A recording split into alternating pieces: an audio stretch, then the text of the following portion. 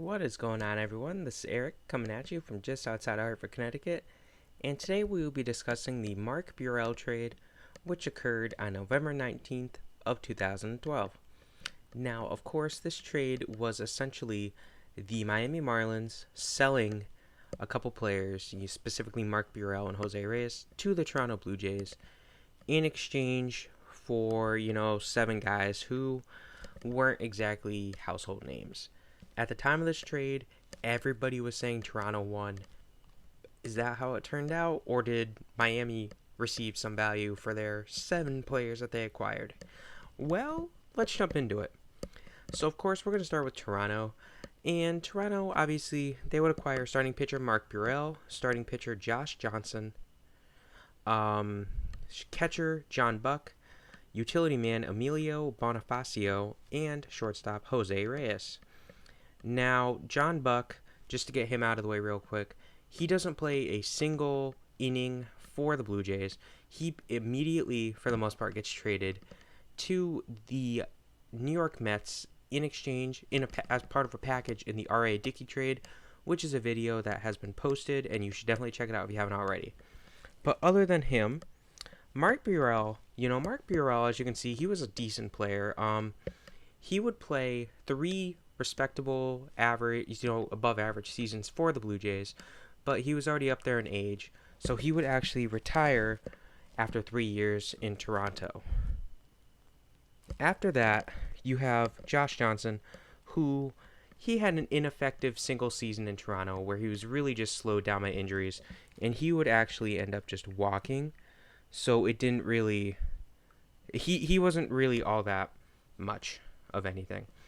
Emilio Bonifacio, he was a decent bench piece for a few months, but after the 2013, in the middle of the 2013 season, he ends up getting traded to Kansas City for cash considerations. And last but not least, we have shortstop Jose Reyes, who, if you're a Mets fan, you know and you love.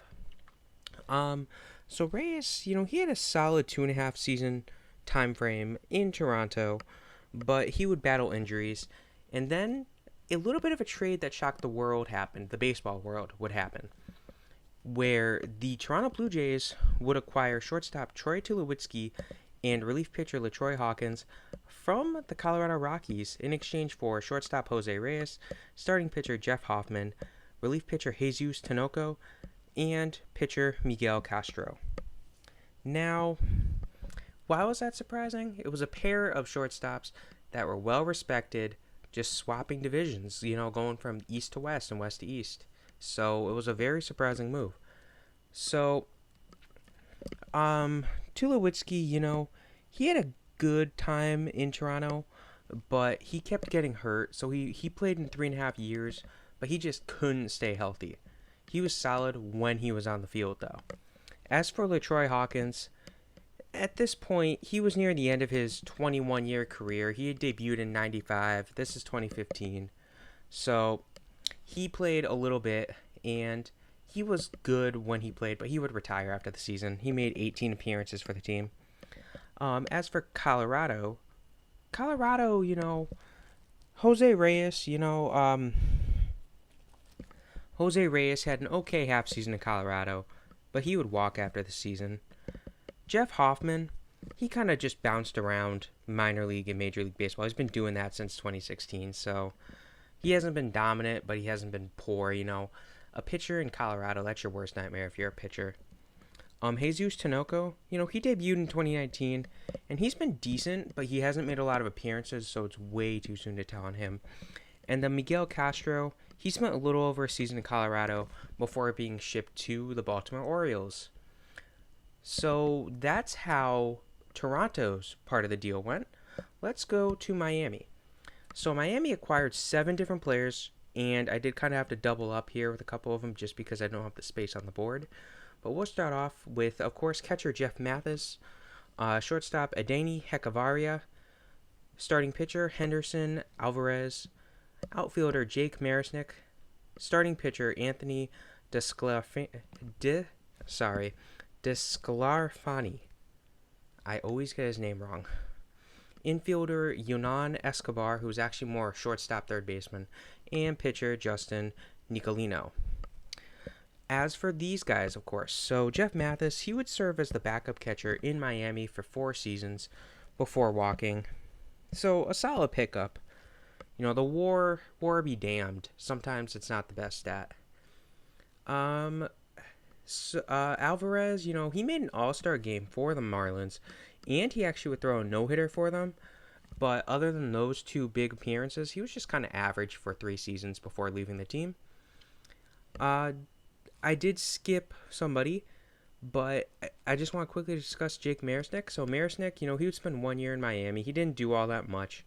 Obviously, he has a 0 WAR. And he ends up getting traded to the Houston Astros, which was mentioned in the Hunter Pence video, which is up. And if you haven't seen it, I would definitely recommend checking out that video. I skipped Hechavarria because he was traded as well. So Hechavarria, he would spend 4.5 solid seasons as the Marlins starting shortstop. He was not known for his power, but he had good defense and good base stealing skills, good speed. So he was solid, and he ends up getting traded after 4.5 seasons to the Tampa Bay Rays.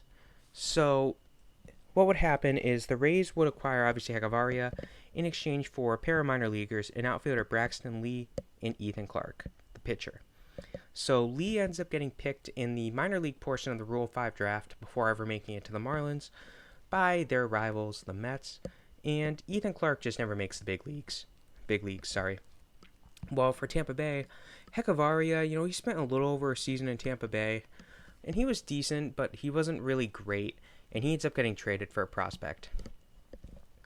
Back to the Marlins' original haul here. So, starting pitcher Anthony DeSclafani, he's okay. He does decent, nothing great. He spends part of 2014 on the Marlins, though, and then he gets traded after the season. Now, he gets traded in this trade here. So, the Marlins would acquire starting pitcher Matt Latos from the Reds in exchange for DeSclafani and catcher Chad Wallace. So, Matt Latos, he gets his own video because you'll see why. His trade, he gets traded to the Dodgers. That becomes a whole mess. There was no way, shape, or form I would be able to fit that trade on this whiteboard with this current trade without writing too small for anybody to read. So I just wanted to definitely specify that. But in his half season with the Marlins, he did okay. Wasn't great, wasn't bad. Now, as for the Reds to return, Chad Wallace, he only appeared in 6 games before being waived. He wasn't much of anything. While DeSclafani, he's been a good starter since being acquired when healthy. That's the big thing. He keeps getting hurt on and off, so unfortunately for them, it hasn't necessarily worked out as they'd hoped. And we got 2 more guys to discuss here. So, of course, we'll start with infielder, who I already said was more a shortstop third baseman, Yunel Escobar. So, Escobar, he immediately gets traded to Tampa Bay. Yeah, the Marlins like to trade with the Rays, so he doesn't play a single inning for the Marlins. Obviously, the Rays would get Escobar in exchange for second baseman Derek Dietrich.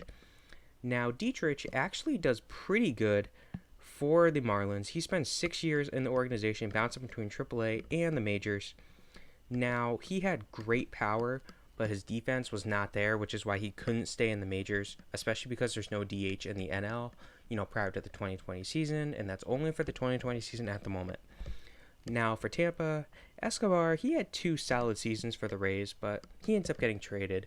So this is kind of a case of 6 years versus 2 years, which is why it looks like the Marlins may have won that trade heads up. And then last but not least, we have Justin Nicolino, who really just spends parts of 3 years on the Marlins as a starter and a reliever before leaving the organization. But that is the Mark Buehrle trade. Again, Matt Latos will get his own video, don't worry. So in the end, who wins this trade?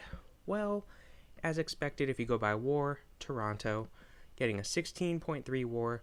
Miami gets a solid 8.1 WAR return out of their parts of their players that they got. Cincinnati, getting DeSclafani really helped them. They get a 7 WAR. Tampa Bay, with their pair of trades, gets a 4.2 WAR. And Colorado is the real loser of this trade, if you want to call them that, with a negative 1.2 WAR. Hope you guys enjoyed this video. Have a good rest of your day.